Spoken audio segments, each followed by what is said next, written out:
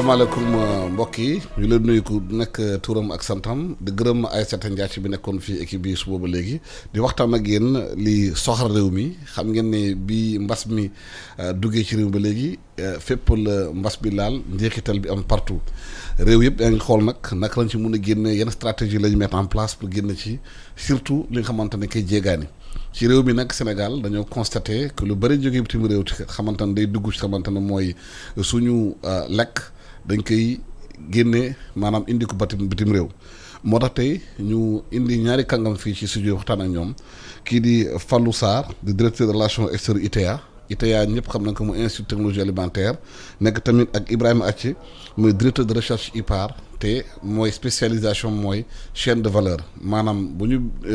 demee ci tool bi ba fa mu koy jaayee nu muy génnee yëpp la xam na secteur bi naka lay demee waaye balaa ñuy door waxtaan bi Fallou Sarr ñu bëri ñuy wax ITA Sénégalais yi xëy na ñu mel ni man xam nañu ITA waaye ñeneen xamuñu luy ITA luy liggéeyam. waaw salaamaaleykum Alassane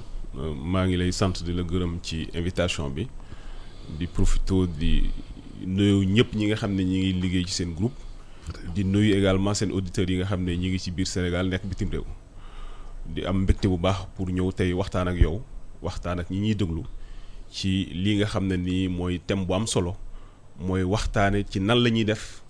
ba bu fi mbas mi nga xam ne nuyu si nañu bu fi jógee ñu mën ko war a mën a def pour dundal sénégalais yi pour tamit jox leen li nga xam ne moom la ñu yeeyoo ci wàllum lekk en particulier institut de technologie alimentaire ñi ngi ko créé ci depuis 1963 kon xam nga loolu yàgg la te depuis 1963 ba léegi comme établissement public la chaque fois bu gouvernement bu wees amee dañuy séddale services yi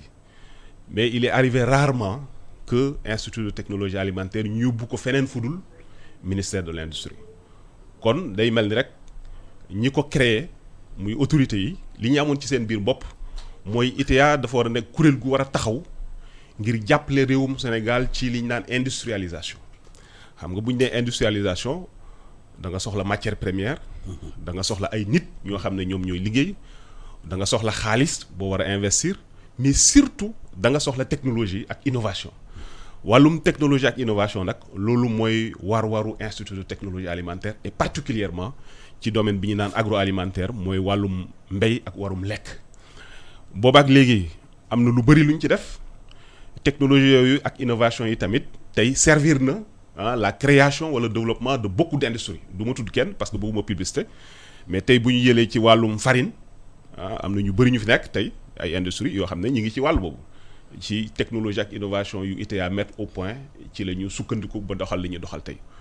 boo ñëwee ci wàllum naan mooy boisson locale yi tey yaakaar naa ne am na ay industrie waaye tamit am na jigéen ñi nga xam ne wax dëgg yàlla ay groupement d'intérêt économique la ñu ngi ciy liggéey bu mucc ayib ba tey képp ku dem ci grande surface yi war nga mën a naanum Sénégal boo xam ne wax dëgg yàlla dana baax ci sa yaram te it dana doxal koom mi boo demee ci wàllum xëy na ceeb bi ñuy wax nii ci wàllum autosuffisance alimentaire en riz loolu tamit tey kenn ku ne mën na reconnaître ne am na amélioration de la qualité du riz d'origine sénégalaise te loolu ITA daf ci liggéey bu rëy boo xam ne daf ko ànd ak ñi nga xam ne ñooy organisation de producteurs yi mën naa wax tamit ne de plus en plus ITA mi ngi liggéey ci wàll wu ñu naan incubation d'entreprise kenn ku ne xam na ne gouvernement yi ci àdduna yëpp en particulier gouvernement africain yi dañu am ñaari problème mooy problème mu lan la ñuy def pour jigéen ñi mën a am activité génératrice de revenu waaye tamit nan la ñuy def pour ndaw ñi nga xam dañuy génn ci école yi wala ndaw yi nga xam ne sax day yeggaluñu seen cycle ñu mën a trouver du travail loolu tey ITA mi ngi ciy liggéey ci innovation yeeg technologie yi muy liggéey te am kuréel yoo xam ne gouvernement daf leen teg ak yeneen organisation pour ñu jàpp leen ci wàllum financement ñu ne financement kese doyul waaye financement boobu dafa war a ànd ak ku leen di tette ITA taxaw tey pour tette ndaw ñooñu ak jigéen ñi pour wan leen ay yoon yoo xam ne bañ ca jaaree avant ñuy jël la ñuy jëlee ci kuréel yooyu financé investir ko te xamuñu ndax dina dox wala du dox ITA di leen héberger techniquement en son sein ànd ak ñoom pendant 6 mois 12 mois ba la nga xam ne mooy seen industrie mën a dox mu gunge leen ñu dal di génn moom la ñu naan tuddee nu mu tuddee encore incubation d'entreprise donc loolu ay quelques waxtaan yu ma tegoon la pour wax leen exactement waaye ci gàttal dinaa wax ne rek ay dañuy jàppale bu baax gouvernement bi ak population sénégalaise ci contrôle qualité des aliments mooy Alassane lépp loo xam ne tey wàllum lekk la. ñu koy defaree ci bitim réew wala muy jóge bitim réew. bala yow consommateur nga ciy jot ITA daf ko war a saytu ba xam ndax est-ce que lii baax na ci sa wér-gu-yaram waaw wala déet waaye nag du càggeen dañu am maanaam droit de police boo xam ne dañu daan non lii baaxul dañu génne mais ña nga xam ne ñoo am droit de police bala ñooy exercer seen droit de police ñun ñoo leen di jox li ñu daan outil de prise de décision muy bulletin d'analyse yoo xam ne ci lay sukkandiku pour tere wala ñu dogal li nga xam ne mooy nekk leneen la ma cee bëgg a dolli rek mooy ay unité de recherche de formation et d'incubation d'entreprise la ITA composé ñu daan ko ay atelier ñu am ko ci wàllum fruits et légumes am ko ci wàllum lait et produits d'élevage am ko également ci wàllum céréales et légumineuses am ko ci également li nga xam ne ni mooy produit de biotechnologie am ko ci nutrition kon maanaam lépp loo xam ne tey dañ koy meññal ci réew mi wala ñu koy jëfandikoo pour lekk ko rek ITA am na ci groupe boo xam ne dañ cay liggéey di ci génne ay innovation ay technologies yoo xam ne ni mën na servir ci industrie waaye mën na servir également pour l'emploi des jeunes et la création d'activités génératrices de revenus. waaw Ibrahima ci yow sax xam nga màcc ci mbirum lépp lu ñuy defaree ci tool ba ci taabal ba maanaam chaîne de valeur bi Sénégal nee nañu bari na ay gàncax yi fi am war nañu mën sukkandiku ci suñu réew lu bari pour réew mi bañ a wàññi maanaam facture commerciale bi maanaam importation yi lan moo tax boobu léegi programme yi bari ñuy def ci réew mi di ko jéem ba léegi ñu ngi continuer di dépendre ci bitim réew. jërëjëf Alassane maa ngi nuyu monsieur Sarr mi nga xam ne suñu naataangoo la mi nga xam ne xam naa ko lu yàgg te vraiment kontaan naa ci teew fii tey di war a waxtaan ak moom ci wàllu alimentation parce que ku xarañ la ci wàllu woowu te ITA aussi dinañ ci dellu si dañu am rôle bu mag bu ñuy jouer ci loolu mais balaa may dugg ci loolu di leen gërëm ci invitation bi di nuyu auditeurs yi yëpp di rafetlu aussi waxtaan yi ñuy def ci contexte bi ñu nekkee nii am na ci solo lool parce que c'est vrai que problème sanitaire yi moo jiitu fi mu ne nii mais fi mu ne nii lañ war a waajal suñu génnee ci mbas bi nan la ñuy def ba liñ doon def bu njëkk ñu améliorer ko wala sax ñu jóge ci dem def ay bons yu significatif li nga wax ni lu am solo la mbiru lekk da di loo xam ne dafa am jeexantal yu bëri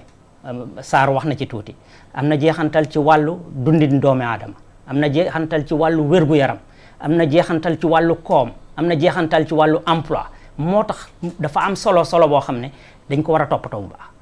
malheureusement li nga wax mooy Sénégal dañu able suñu biir maanaam bitim réew la ñuy jéggaane lu gën a bëri ci li ñuy lekk te loolu mën na dañ su fekkee ne xalaat nañ ko parce que am nañ pexe yi am nañ jumtuwaay yi benn ci jumtuwaay yi mooy ITA mi nga xam ne ci wàllu technologie mu ngi ci def lu am solo lu waral biñ ciy xalaat ba léegi nee na ITA depuis 63 la lu waral biñ ciy xalaat ba léegi jéego yi naam kenn du wax ne defuñ dara parce que am na ay yu bëri yuñ def mais lu tax ba léegi suñu facture alimentaire di gën a cher mooy affaire chaîne de valeur boobu daa am fu mu amee sooxantal. fan la. dinaa jël quelques exemples pour wone ko benn ci dugub lay commencer sama mbokk séeréer yi loolu moo nekkoon seen aliment de base dugub da di loo xam ne fii ci Sénégal li mu occupé ci population dafa bëri pourtant tey jii soo doon xool rendement yi dafa tuuti c'est-à-dire productivité dafa tuuti ñaareel bi transformation bi ci war amu ci ça ne veut pas dire que technologie bi am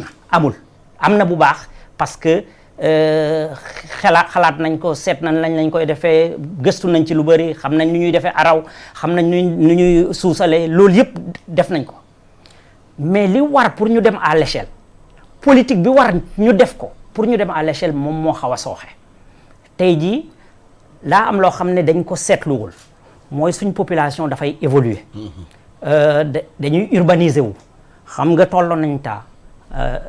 fukki sénégalais yoo jël juróom-ñett yi ci àll bi lañ nekkoon tey jii fukki sénégalais yoo jël ñeent yi ba juróom ñu ngi dëkk ci dëkk taax yi soo nekkee ci dëkk taax ni nga doon lekkee ak soo nekkee ci àll bi day changer. bokkul nit ñi dootuñu amati yenn jot yi. donc il faut produit bi nekk ci façon boo xam ne dañ ciy mun a jot.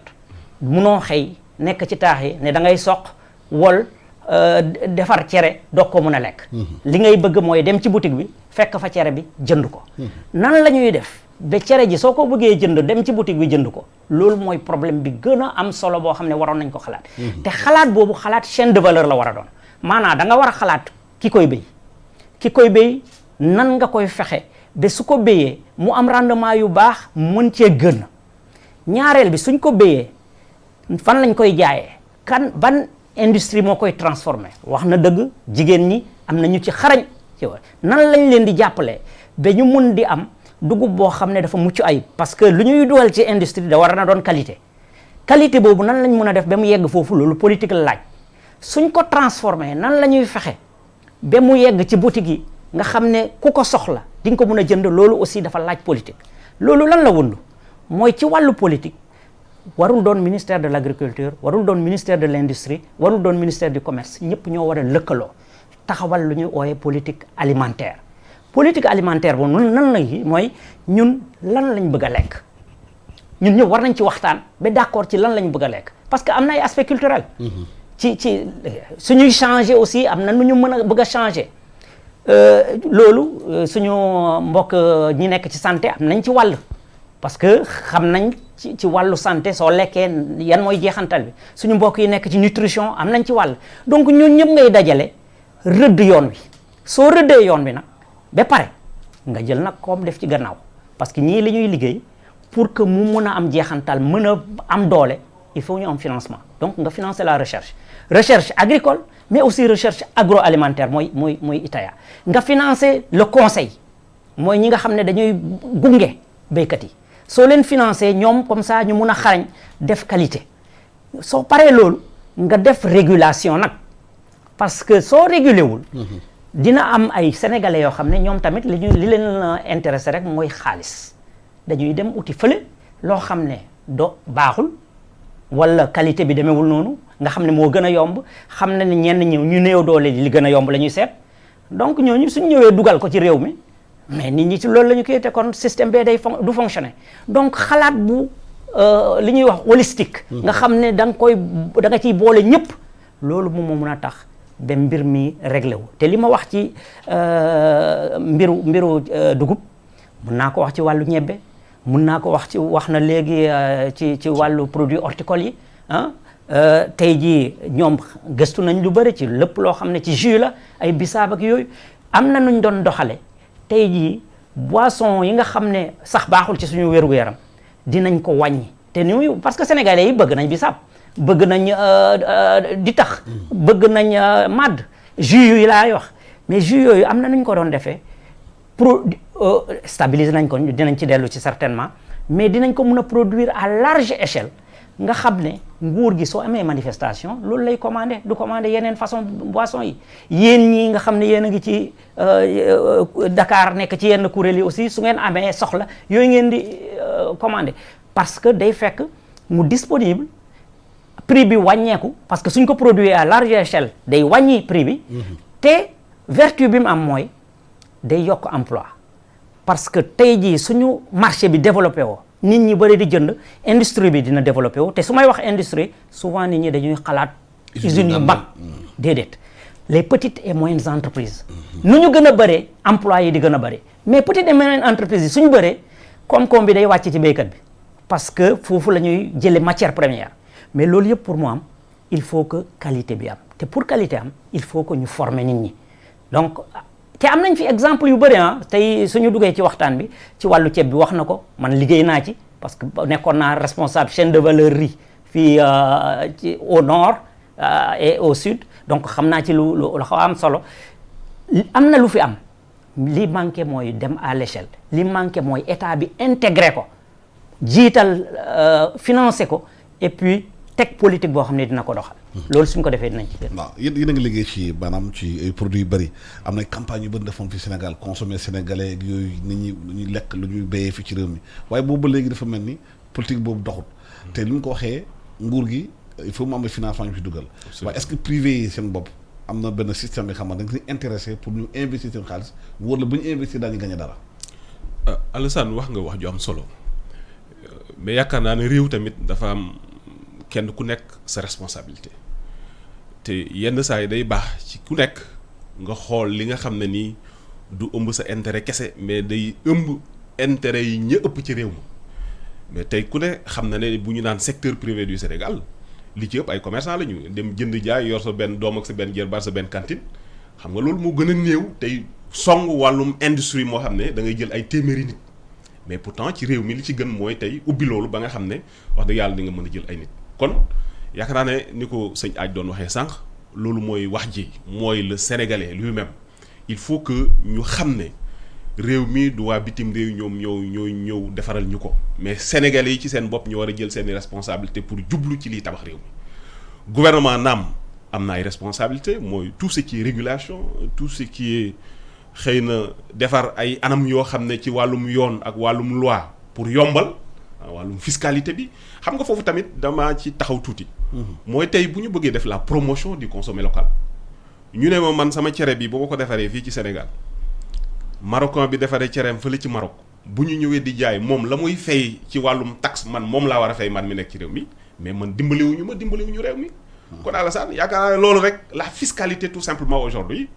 état def ca la mu waroon def rek ce serait un grand point pour faire la promotion du consommé sénégalais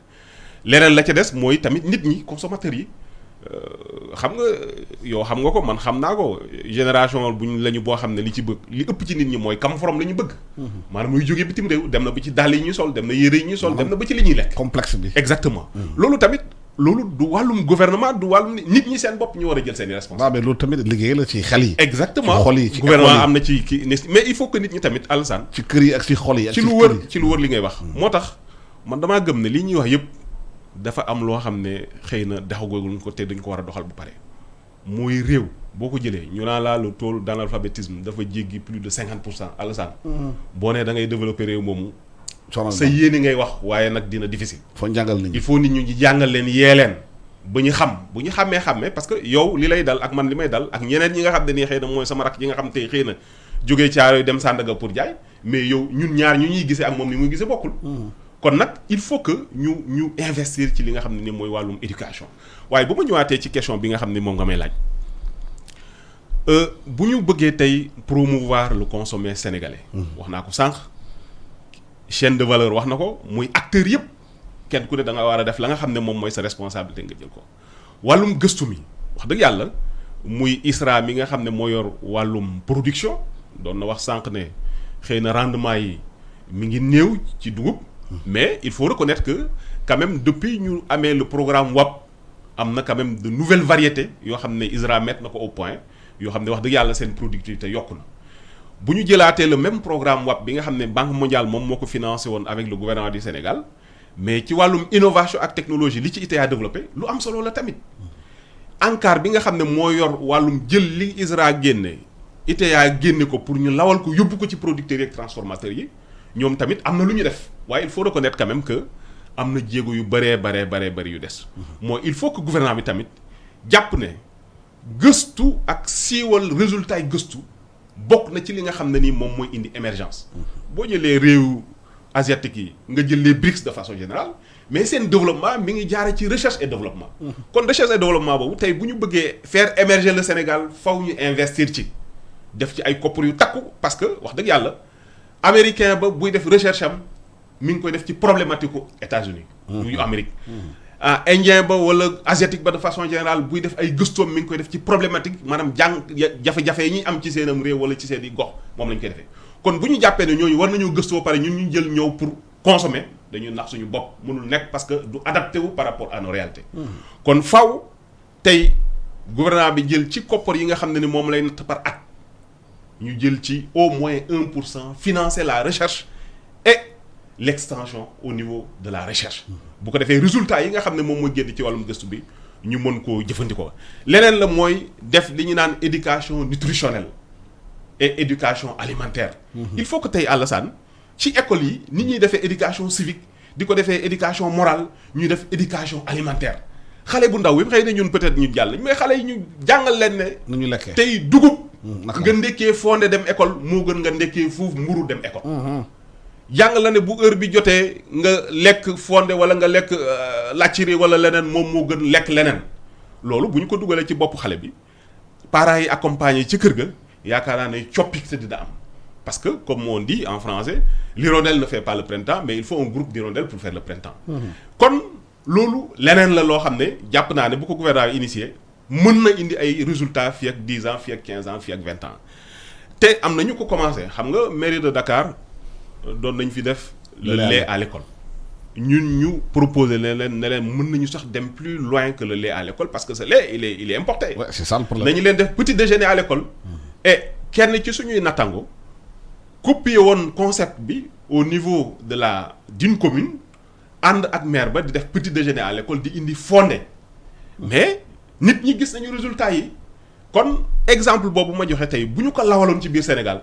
jàpp naa ne dina am lu bëree lu mu changer ci wàllum promotion du consommé local ma lay joxaat beneen exemple Alassane mooy tey bu ñu jëlee mburu Haalpulaar yi bëgg ko lool Tampalafa tax Sénégal tey Tampalafa voilà di dépenser à peu près 100 milliards par an pour importer la farine de blé pour ñu defar mburu ci mburu rek mburu kese musiba daaru ak yeneen produits pâtisserie ak yooyu c'est ITA ne lii dafa jàpp ne moom normalul pourquoi pas nos céréales locales 100 milliards dafa ko def ci àll bi moom mën a céréales locales yooyu nag ñu gis ne dafa am lenn loo xam ne am na ci blé bi mu naan gluten te amul ci dugub te gluten bi dafa am solo pour que mburu bi mën jël formam ak it mën a gaaw a digeste ñu ne kon nan la ñuy def bi gisuñuy gëstukat tëjoo dem nañu ba jàpp ne mën nañu remplacer 15% ci composition du pain mais joxe mburu boo xam ne dafa am ñetti mandarga yu tax tey ñu waroon lawal science boobu bi ci njëkk mooy du point de vue nutritionnel maanaam wàllum li lekk di indi ci sa yaram Alassane te sa yaram laaj ko gis nañ ne dina la indi lu ëpp fuuf ci wàllum fibre alimentaire mooy li nga xam ne ni boo ko lekkee tey dina saafara jàngoro ju bari joo xam ne Sénégal yu bëri ñu ngi koy souffrir mooy wàllum constipation mooy seere ñu gis ne fibre alimentaire mooy saafara si pour nga dox sa diggante ak seere te intégration 15% de farine de céréales locales dans le processus de fabrication de pain dina tax loolu tey nga mën a xeex ak moom muy beneen ba ak yeneen ferñeent d'ailleurs yoo xam ne ni dugub ji daf koy indaale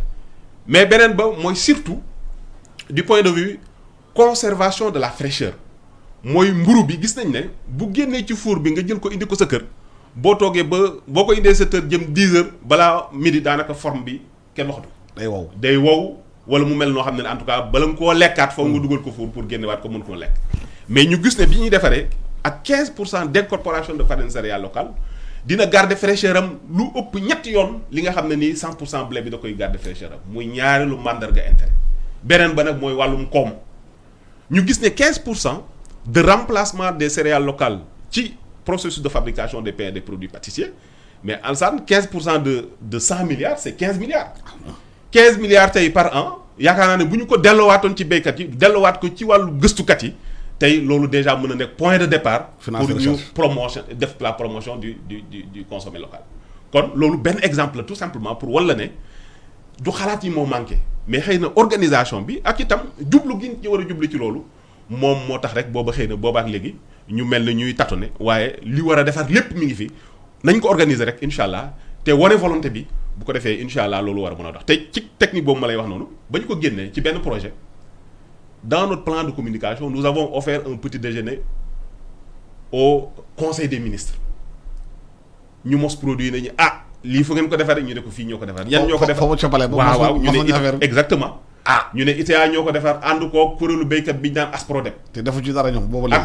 fédération nationale des boulangers fekk booba nous étions dans un projet pilote ça aussi c'est l'occasion de saluer quand même l'effort du gouvernement parce que booba ñu ngi ko doon def rek ci région de Dakar ñu ne ñu lii nag dañoo bëgg jàppale leen pour ngeen def ko ci les 14 régions du Sénégal ñu amoon un projet de 450 millions ñu far financé ñu 1 milliard 400 ba nga xam ne tey technologie bi lawal nañu ko ci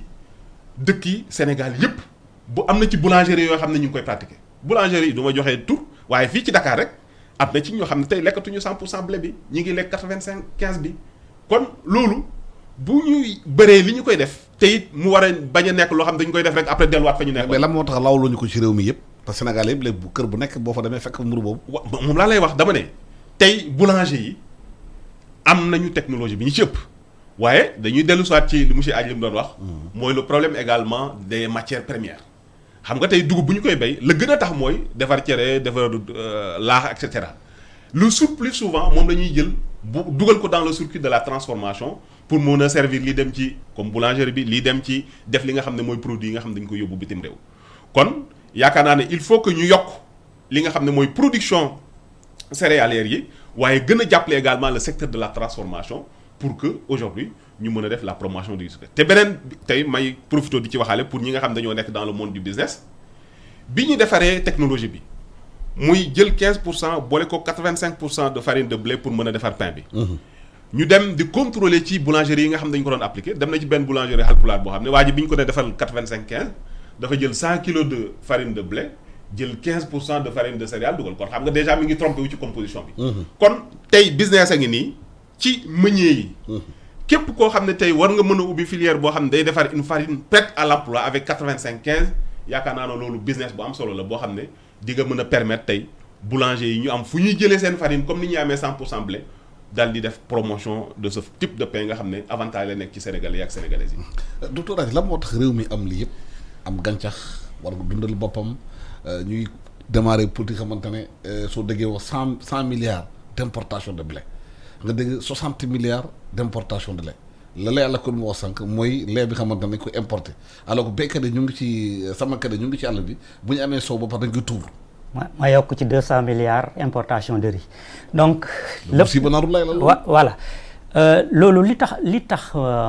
mënu fi gaaw a jóge mooy ci wàllu économie politique IPAR da ciy yëngu sax mooy fi may liggéeyee. ci wàllu économie politique. dafa may intermédiaire dañu bokk. am nga intermédiaire xamante ne ñun ñëpp dañoo bokk. importation yi commission yi ñu ci am ak yooyu moo tax duñu bëgg système bi. ci loolu laay ñëw ñun ñëpp dañoo bokk. waaye suñuy intérêt du benn. nguur nag moom moo war a yore intérêt général. bu fekkee nguur gi dañu jaay ceeb la. léegi waaw loolu moom ay yeneen mbir la xam naa loolu bàyyi naa la nga gëstu ko mais le problème de fond mooy tey jii soo jëlee li Sarr waxul. mooy fële ITA séeréer si dañ fay rang ba 11h pour mun a am ci mburu mi mu doon wax léegi donc ay mbokkam dañ fay rang pour won la ne am na qualité. neex na vertu yi mu ci wax yëpp am na ci mais li war mooy gis-gis bu leer ak politique bu leer ñu tëral loolu appuyer ko def politique publique yoo xam ne dinañ avancer loolu. ma jox la ci rek exemple ci li ma doon wax léegi yaa ngi wax ci wàllu lait bi wàllu soow meew ak yooyu tey jii su fekkoon ne am nañu yenn gis-gis yi te d'accord am xalaat ne réew mi moo ñu ñor tey jii war nañ taxaw ci loo xam ne suñu élevage bi meew mi muy génne ñu mun ko dugal ci chaîne de valeur bi ba mu yegg fi mu war a yegg waaye élevage mënul développer ci wàllu meew lu tax mooy importation poudre de lait. poudre de lait boobu lait végétal la c'est-à-dire que moom su dellu see ci loolu sax qualité bi demewul du meew voilà mais tey jii soo ci bëggoon jóg am na ñoo xam ne tey jii ci la ñuy dund.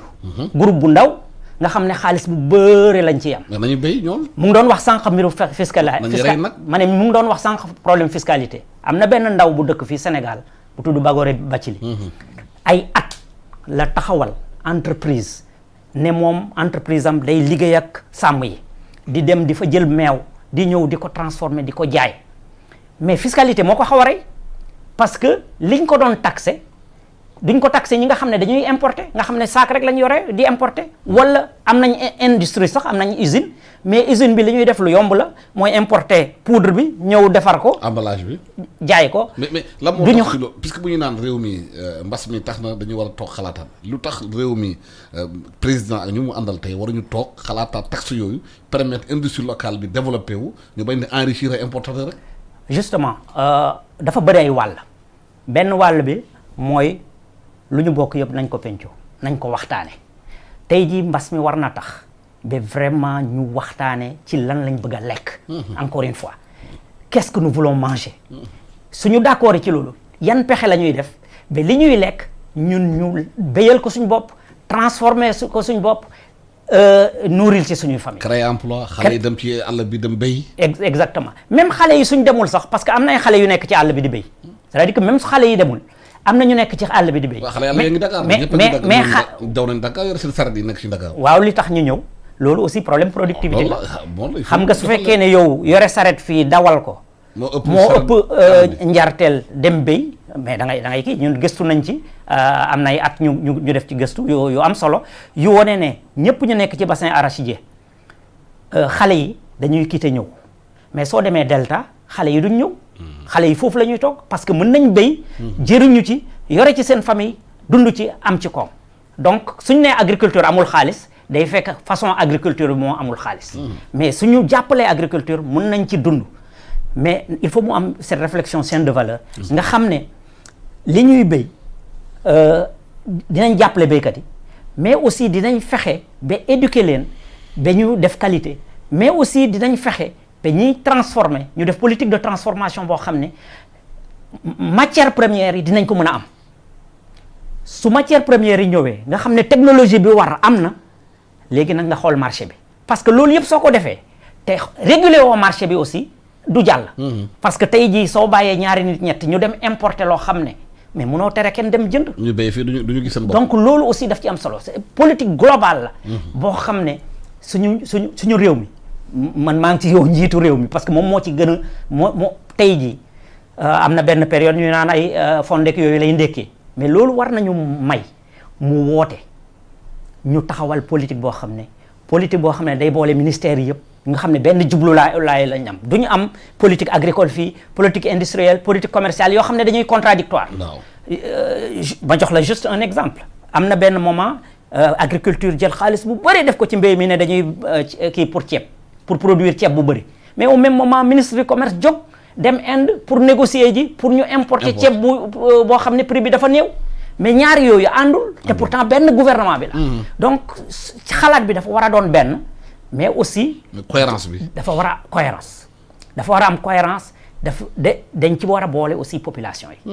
parce que éducation bi mu wax sànq lu am solo la soo jëlee PAM da ciy liggéey sax école yi àll bi dañuy wone ne su fekkee ne da nga xiif dem école doo performant moo tax ba ñu yóbbu lekk ci école yi mais suñuy yóbbu lekk ci école bi lekk bi ñu fay yóbbu dafa war a doon lekk boo xam ne fii la jóge dafa war a te loolu dafa war a développer suñu mbéy parce que su fekkee ne lekk bi ñu fay yóbbu ci suñu ceeb la jógee suñu dugub suñu mboq jóge aussi ci suñuy légumes su boobaa dina am jeexantal ci santé xale yi mais dina am jeexantal ci comme wàllu emploi dina am jeexantal ci revenu yi nga xam ne te am na lenn loo xam ne boole wuñ ko ci mooy développement des terroirs parce que tey jii su fekkee ne fi nit ñi nekk di fa béy développé nga fa la petite transformation tey jii foo dem dañ lay wax ñu ay usines lañ bëgg mais usines yi laajuñu usines yu mag. c'est de petites unités. gouvernement validé na plan d'aménagement territoire am nañ ko. waaw mais sa mise en œuvre. waaw mooy wax. nan ngay mettre en œuvre te plan d'aménagement du rek politique économique bi dafa war a lëkkaloog plan d'aménagement bi quand je dis développement des terroirs mooy nit ñi pour ñu toog bërëb il faut ñu am fa koom. te am fa koom mooy li ñu fay béy ñu mun ko faa transformer balaa nga koy yóbbu di ko yóbbu Dakar di ko transformer ko foofu soo ko transformer foofu ñooñu dinañ ci jëriñu am ci koom dund ci ba pare mu doogi loolu mën nañ ci yokk sax peut-être du objet tey bi mais alimentation la ñuy wax mais horticulture c'est-à-dire que légumes yi ñuy béy waruñ ko béy ñaay rek ak war nañ fexe suñu dëkk àll yi am ndox ñu di fa mën a béy légume parce que soo béyee légume avant ngay jaayee sax yow ci sa bopp di nga ci lekk soo ci lekkee sa santé dina améliorer wu sa nutrition dina améliorer te li ñuy fàtte mooy loolu soo ko améliorer dans le long terme des dépenses de santé sax day wàññeeku parce que nit ñi dañuy gën a wër du ñu soxla dem ci centre ci hôpitaux yi donc dépenses de santé yi day wàññeeku nit ñi gën a wër gën a mën a liggéey mu yokk koom dëkk bi donc développement des terroirs foofu la commencé comme la war a commencé te dafa war a commencé par une réflexion chaîne de valeur te loolu politique moo ko lal mooy politique boo xam ne nag politique développement lay doon du politique politicienne te loolu ñu ngi ciy non seulement état bi mais société civile ñu ngi ciy la société civile agricole mais ñu ngi ciy aussi les partis politiques yi nañ bàyyi politique chaque jour. nañu xalaat nan la ñuy defee ba réew mi jëm kanam te loolu ñu ngi koy xalaatee di xool ban koom moo ñu mun a yóbbu ban ñoom exemple la ñuy joxe suñu waree consommer ñoom ñu njëkkee consommer local bi te consommer local pour nga mën koo mu jàll il faut que mu accessible. accessibilité boobu mooy il faut que ñu mun ci produire en masse ku ne fi nga nekk mu mun a yegg si ci yow. te loolu c'est indispensable. waaw laata ñuy ñëw ci ñëwaat ci Fallou ñu def benn page publicitaire. yéen ndawi Sénégal suñu réew tey la gën a soxla ay ndawam ngir xeex jàngoro ji ñuy wax coronavirus ba tax na ginnaaw bi ñu leen gërëmee bu baax sant leen ci seen taxawaay ngir faagaagal jàngoro ji dañu ñëwaat tey ngir gën leen a ñaax pour ñu gën a dëgëral taxawaay bi ngir jëlee fi jàngoro jii di ñu wax coronavirus njëkkee ko ci digle yi nga xamante ne kër docteur digle na ko waaye lépp ñu def ko ci yar ak teggin ndax nag coronavirus kat bàyyiwul mag bàyyiwul ndaw nañu respecté waxtu yi nga xamante ne nii moom nañu indi ngir couvre-feu bi respecté solu masque bi waaye itam gàttal suñu tànk ndax bu ñu bëggee dakkal xuus gi nga xamante ni jàngoro bi mu ngi koy xuus bu baax ci askan bi dañoo war a gàttal suñu tànk gàttal suñu dem ak dikk ndax nag jàngoroy coronavirus ñun ñoo ko mën a xeexal suñu bopp ndax ñun ñoo ëpp ci askan bi ñun ndaw ñi ñu ngi leen di ñaan ñu respecté li nga xamante ne ni moom la fi autorité yi teg pour faagaagal jàngoro ji ñuy wax coronavirus moo tax ñu ngi leen di ñaan ñu boole xel yi boole xalaat yi ngir faagaagal jàngoroy coronavirus fii ci suñu réew di Sénégal. corona bi na fi yem sama wareef mooy dog buumu corona bi.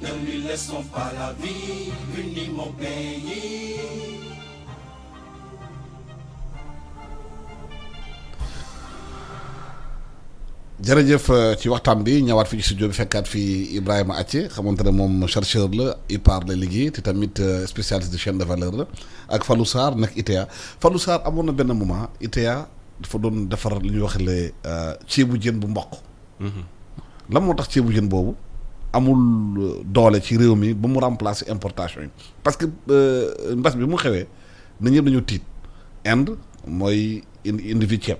ak Vietnam. ak ñoom yenn dëkk asiatique yi dañuy xalaat ne 2008 amoon ay émeute si suñu réew yi émeute de la faim ndaxte ceeb bi dafa manqué woon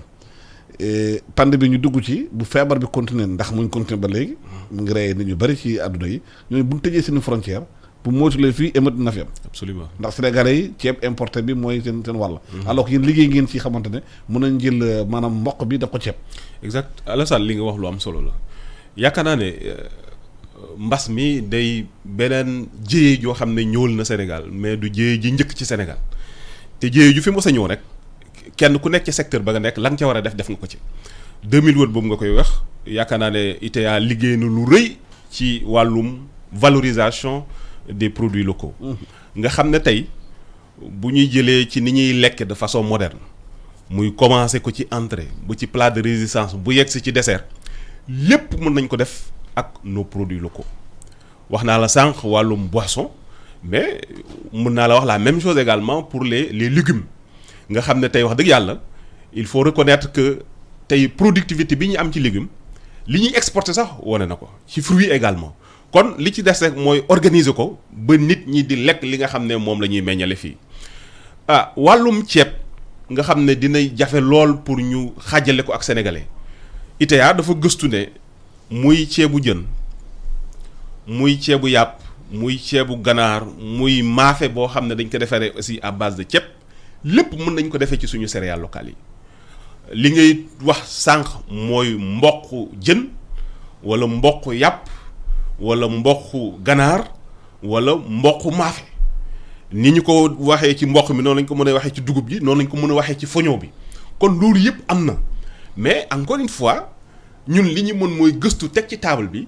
la ca des mooy ANCAR bi nga xam ne moo war a jotale mais nag pour adoption bi wax dëgg yàlla faw gouvernement bi jàppale ñu ci mooy financer aujourd'hui ce qu'on appelle la vulgarisation des résultats de recherche yi nga xam ne bëri na lool ay innovation ak ay technologie yoo xam ne ñi ngi ci biir ETA ña nga ca biir ISRA tey ñi nga xam ne ñoo ci war a jotuñu ci. te wàññi fiscalité bi. pour mooy loolu industriel yi donc c'est un mën a ñëw investir ci c'est un package Alassane. package boo xam ne faw gouvernement bi jéem ko pratiquer te bu ñu ko pratiquer wul li ñu naan guddalab jël moo fi am parce que difficulté yi moom kenn mënu koo tee mu nekk fi. 60 ans après faw ñu def face ba léegi. il faut qu'on fasse face véritablement à cette histoire là. ba mën a permettre Sénégalais yi wax dëgg yàlla ñuy lekk li nga xam ne moom la ñu nekk man tey dama demoon sama parce que souvent comme gëstukat lañu dañuy liggéey ak suñu mbokku gëstukat yi nekk ci sous-région bi ma bokk ci benn kuréel boo xam ne Africa Rice moo ko teg ñu daan task force l'ancien ministre de l'agriculture Pape Seck bi mu nekkee woon Africa Rice directeur général moom moo tegoon kuréel yooyu man moo doon ca teewal Sénégal souvent ay dajale yoo xam ne dañu koy dajee annuellement di waxtaan ci nan la ñuy def pour mbir yi mën a bouger mais bi may waxtaan ak sama benn ñaari nattango kii dëkk Burkina Faso kii dëkk Mali ñuy waxtaan ci nan la ñuy motiver chercheurs yi mais bi ma leen waxee sama salaire ñoom dañoo tiit mais man bi ma demee seen kër gis li ñuy réaliser man dama tiit parce que mën naa ne sama salaire war naa mot seen salaire ñaar mais ñoom la ñu réaliser mun ma ko réaliser may leen mais qu'est-ce qui se passe ñu ne moom bu ñu liggéeyee ba weer dee mais saaku mboq la ñuy jënd ak saaku sorgho too la ñuy lekk. li ñu koy defaree mooy. li ñu cay dolli mooy sauce boo xam ne c'est à base de produits locaux donc pratiquement yow fii ngay xam ne da ngay dépenser xëy na 10 000 francs par jour sa kër ñoom ils ne dépensent pas plus de 1000 francs CFA par jour kon te yow bu amee salaire 1 million ñoom bu ñu am salaire 300 000 francs mën nañu réaliser loo xam ne doo ko réaliser. mais est-ce que loolu moo tax soo gisee bu baax réew mel ni Côte d'Ivoire mel ni Guinée Conakry rek yooyu du ñu am ay maanaam émeute alimentaire. exactement ndaxte ñoom lu ñuy béy. ci seen réew lañ koy lekkee. exact te beneen ba ca tegu booy. mosuma dëgg PAM naan day jàppale Burkina Faso ou bien day jàppale Guinée Conakry ou bien Côte d'Ivoire. leneen la ca tegu sax mba la ko ci yokkal mooy boo comparer sa bopp ak koo xam mu nekk ci réew yooyu muy Côte d'Ivoire wala Bénin wala Togo nga xool ils sont mieux portants que nous. sur le plan de la santé oui. exactement. Ils sont mieux portants que nous koo ci yemal âge boo xoolee toujours da nga koy foo ko fekk booy nga koy wax. xoolal footballeur camerounais. exactement. parce que tout simplement ils mangent. ce qu'ils produisent. exactement kon il faut que ñu bàyyi xel ne suñu njëriñ mooy lekk li nga xam ne moom la ñuy meññale fii te loolu du hasard suñ borom bu ñu defee fii ci Sénégal am lu muy meññale Sénégal c'est parce que dañoo war a dundee li ñuy meññale Sénégal États-Unis mu meññal fa la nga xam ne moom la américains yi war a lekk nit waxul ne kenn bul jël lay jóge bitim réew waaye privilégier li nga xam ne ni moom nga am nampatal ci sa bopp nampatal ci sa njaboot ne serait-ce que aujourd'hui pour le développement koom bi war na mën a tax tey kenn ku nekk jublu ci promotion du consommer sénégalais kon loolu dama ci woo nit ñi waaye encore une fois di ñaanaat gouvernement yi xam naa ne effort yu mag mi ngi am waaye nañu continuer effort yi pour gën a mën a jàppale gëstukat yi waaye financer également parce que sànq monsieur Agne mi ngi ko doon wax les petites et moyennes industries ou petites et moyennes entreprises mais dama ci yokk sax les micro industries ak les micro entreprises TPE kon ñooñu tamit ci mbir yi la ñu bokk te sama DG docteur Amadou Seck maa ngi koy nuyu au passage toujours danaa maa fàllu ma rek ko naam mu ne ma ce sont les petits ruisseaux qui font les grands fleuves maanaam bu fekkee ne ni micro entreprises yi ak petites et moyennes entreprises yi ak micro industrie ak petites et moyennes industries yi ñi ngi leen di financer mettre leen dans les conditions encadrer leen yaakaar naa ne ñoom ñëpp bu ñu réussir loolu moom mooy tax économie du Sénégal mën a yegg fa nga xam ne moom la war a yegg waaye bu ñu jàpp ne c'est juste la grande industrie waaw grande industrie naam mais nag it nañuy bàyyi xel bu baax ci ñi nga xam ne ñoom ñoo gën a féeti ci suuf te ñooñu jàppale rek la ñu soxla parce que wax dëgg yàlla ay jàmbaar lañu bu ñu leen jàppale yaakaar naa ne war nañu mën a indi seen pièce ci construction bi nga xam ne moom la ñuy construire Sénégal loolu moo mayoon ma wax ne am na lu ci benn projet wala programme boo xam ne gouvernement aussi mi ngi ko teg waa ministère de l'industrie en particulier mooy le projet des agropoles projet des agropoles nag yaakaar naa ne réponse la tey ci li ñuy tuddee ñoom territorialisation des politiques publiques mais surtout industrialisation endogène parce que Alassane ñun dañoo bokk ci ñi jàpp ne industrie bu ñu ko bëggee développer dañuy dem ci gox bu nekk la nga xam ne moo fa nekk comme potentialité ñu développer ko à partir de cette potentialité là bu fekkee ne Casamance fruit moo fa am lu demee ni ki mangue am na fa lu demee ni ki darkase am na fa lu demee ni ki leneen am na fa mais tey nga ñëw bëgg fa indi par exemple industrie buy defar suukar mun naa may jafe-jafe mais bu ñu tabaxee industrie à partir de la mangue à partir de l'anacarde à partir du lait au niveau de Kolda loolu yaakaar naa ne dina mën a yombal lu bari parce que ne serait-ce que la disponibilité de la matière première loolu déjà c'est un facteur boo xam ne mën na favoriser li nga kii tey agropole yi ci loolu lañ nekk et gouvernement du Sénégal ak ñi koy jàppale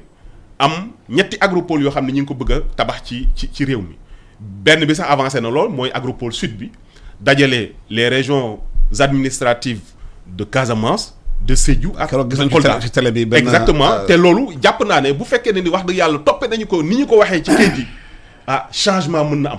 parce que tey loolu dina mën a tax lépp loo xam ne moom la ñuy meññal wala muy màgge foofu te wax dëgg yàlla ay yàqute yu bëri doon fa am mooy wàllum lee boo ñëwee ci Kolda. Kolda kenn ku ne xam na ne am na jamono yoon bu fa demee daanaka soow jaru fa dara. dafay tuur au même moment boo ñëwee ci Dakar wax dëgg yàlla mu nekk fi jafe-jafe. tey agropole bi bu ñëwee pour war a mën a transformer ce lait là pour mettre ko à la disposition des consommateurs jàpp naa ne loolu bu ñu ko defee nañ ko waxee wax dëgg yàlla mën na indi changement ci koomum Sénégal c'est la même chose également pour les fruits et légumes mais beneen agropole bi nga xam ne moom moo nekk au niveau du centre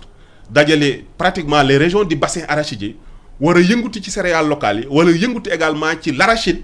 au lieu que tey ñu naan waaw gouvernement du Sénégal dafa am accord ak gouvernement du Chine pour exportation de nos arachides Alassane mais ñuy transformer notre arachide au niveau du Sénégal ma lay jox pourquoi ce serait important ñu def loolu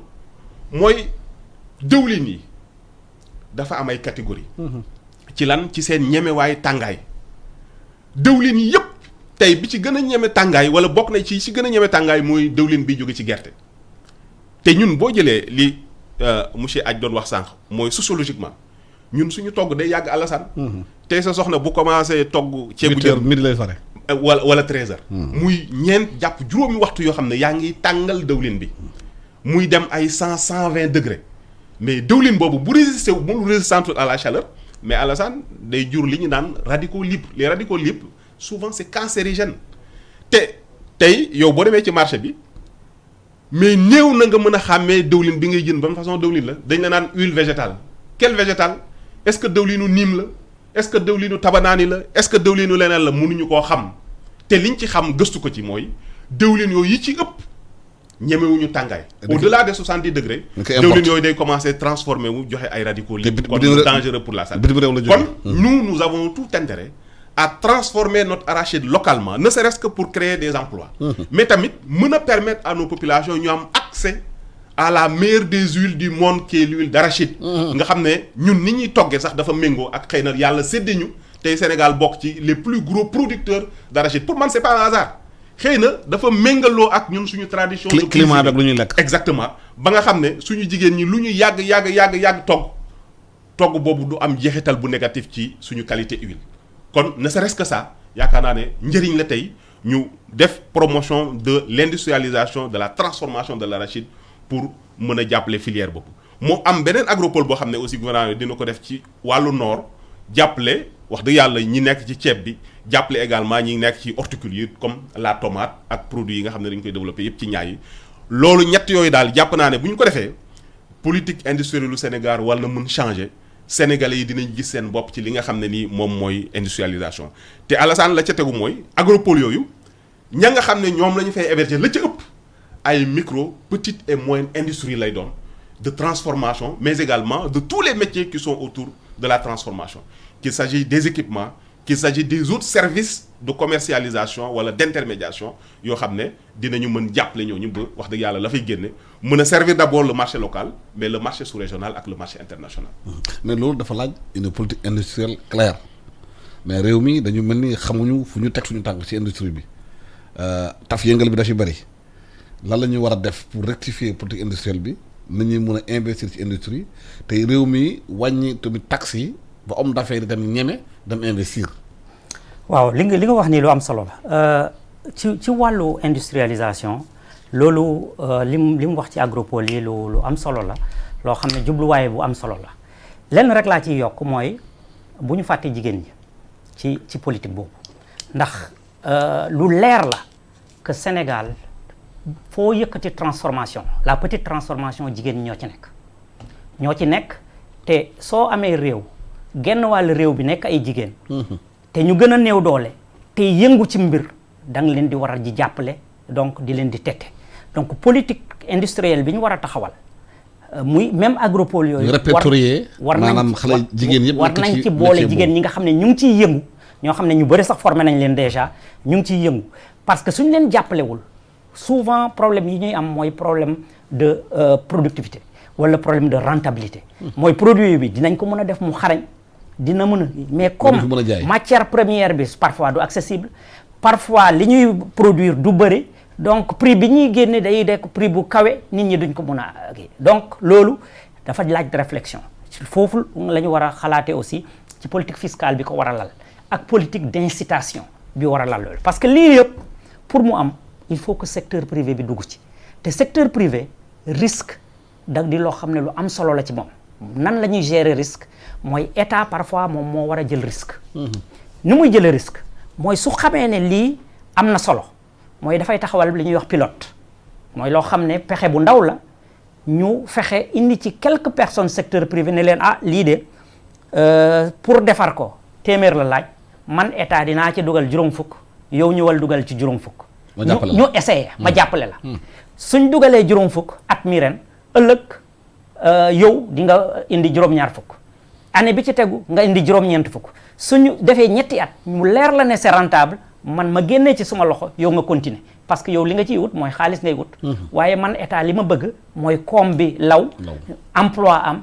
loolu mooy politique d'incitation nga xam ne da ngay réduire le risque pour le secteur privé xëcc leen ci te loolu am na fi ay exemple yu bëri yuñ ko def même ci ceeb bi mu doon wax am na ci exemple yoo xam ne ay projet comme projet Natal Mbay def nañ ko fi nga xam ne dañoo ñëw indi xaalisi américains yi dugal ko pour réduire ce risque là entreprise privée yi dugg ci tester pendant 1 an 2 ans 3 ans après demal seen bopp tey jii am na ay entreprises yu sénégalais yi yore yoo xam ne yu am solo la ñu ngi fii dans le nord yore usines yi mag di béy di transformer di jaay te loolu moo leen jàppale ba ñu màgg loolu aussi dañ ci boole woon jàppale leen ci seen gestion parce que nit ki soo koy dimbale da nga koy dimbale aussi mu mun a gérer mu mun a xayma mun a seet su fekkee ne coût de production am dafa yokku mu seet fan la amee ay jafe-jafe mu wàññi ko loolu appui managérial boobu aussi daf ci am solo pour gàttal politique bu large la laaj du rek politique industrielle c'est-à-dire politique industrielle lu am solo la mais il faut mu connecté wu ak politique agricole bi loolu ñuy def agropole yooyu ñuy def bañ nañ ko benn agro la ñu wax agropole agroalimentaire la agro industriel il faut que li ko lal mooy par exemple suñu jëlee ci wàllu gerte toog nañ benn moment bëggoon nañ sax rey filière boobu ñàkk xam la parce que filière arachide filière bi gën a structurante ci Sénégal la bokk tey jii soo jëlee ci wàllu lekk nga dem Saalum lépp lu ñuy lekk gerte da ciy bokk muy añ muy reer gerte da ciy bokk ci façon gerte bu ne mooy noflaay mooy suñu ko defee tigadege tey jii koom yu bëri mën na génn foofu tey jii une petite transformation locale bu ñu jàppale mënoon na spécialisé wu ci tigadege nit ñi recherche bi dimbale na leen bi aflatoxine bi mun nañ ko wàññi nga xam ne da ngay defar tigadege boobu ñi ko soxla bëri nañ tey jii soo ko indee ba Dakar am na ñu ci nekk mais dafa néew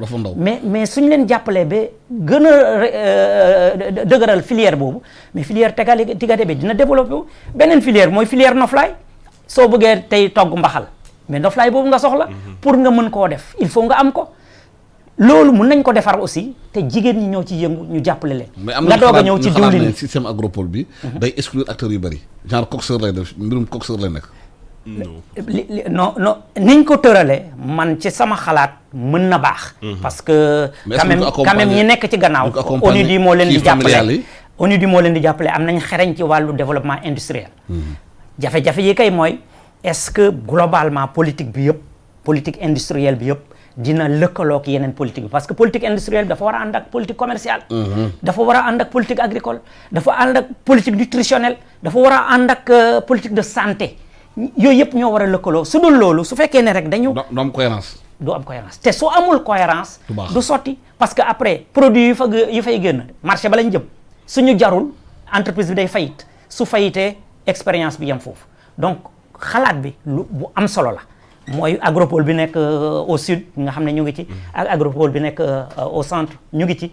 c'est une bonne réflexion mais il faut que économistes yi aussi dugg ci biir cette rentabilité activité yi ñuy def foofu cette marché yi mais aussi xalaat bitim réew li fay jóge nan la ñuy fexe ba wàññi ko soo seetloo tey ganaar am na fi solo lool lan moo tax. parce que à un moment dañ tëj frontières yi ndax feebar bi amoon. tey jii suñu ubbi woon frontières yi te jëluñu yenn matuwaay yi lépp daanu te pourtant am na Sénégalais yu bëri yu ciy dund Sénégal ci boppam koom-koom bu bëri la ciy génne yooyu ñu def ci ganaar commencé koo def ci soble mun nañ ko gën a yaatal te transformation beneen aspect la am mooy yàqu-yàqu yu bëri mun nañ ko réduire par exemple tey jii soble bi nga xam ne mu ngi yàqu ni CNCR di kuréeli béykat mu ngi réfléchir au nord nan la ñuy fexe ba am fa usine boo xam ne day transformer soble nga xam ne benn wàll wi du yàqu. loolu état daf leen ci war a jàppale. dimbale leen fiscalité bi mu wàññi ko jàppale leen ñu mun a dem banque mun a leb suñu lebee suñu defee seen industrie suñu paree mën a fay seen koom-koom yokk Sénégal yëpp jëriñu ci nga xam ne yàqu-yàqu bi wàññi. waaw temps bi joxoon nag dafa jeex ay sa nag mooy taxaw ba jox leen micro bi rek di conclure. waaw bu ma jeexal rek fi may jeexale mooy ñëwaat ci ITA parce que sànq ñu ngi nekkoon ci la filière arachide. may wane ne tey Afrique ci boppam dafa jëm ci li ñu naan la ZLECAf. ZLECAf bi war a xëy na encadré waat li nga xam ne mooy jokkalante bi ci wàllum économie diggante état yi loolu nag ku ko waxum gestion des conflits tax Union africaine pour anticiper tànnoon ay kuréel yoo xam ne dañu war a mën a xool bu ëllëg jafe-jafe amee ci kan la ñu war a basé wu ci xam-xamam ak waxam. ñu demoon ci 32 laboratoires yoo xam ne dañu leen jëloon ci Afrique. jël ay kàngam pour ñu dem saytu bu xam. ñan la ñu war a sélectionné. ñu def sélection boo xam ne ba mu ñëwee finalement institut de technologie alimentaire la ñuy jël. mu war a nekk l'interlocuteur de l'Union africaine. la référence pour l'Union africaine pour lépp loo xam ne dafa jëm ci wàllum conflit jàpp ci wàllum aflatoxine ak gerte de façon générale. kon j'en profite véritablement pour yëgal ko Sénégalais yi xam ne institut technologie alimentaire bokk na ci kuréel yi nga xam ne tey Union africaine daf leen jël comme référence. félicitations à l'ITA maa ngi leen di gërëm Fadou Sarr ITA di gërëm Ibrahima Athie bu IPAR xam naa ne temps bi tënk nañu waxtaan bi nag doyut parce que yaakaar naa ne du ñuy wax ni am na solo loolu ci réew mi dañu xëy na ñëwaat fii continuer waxtaan bi ci situation yooyu. di la gërëm rek Alassane di wax ne ñu ngi def appel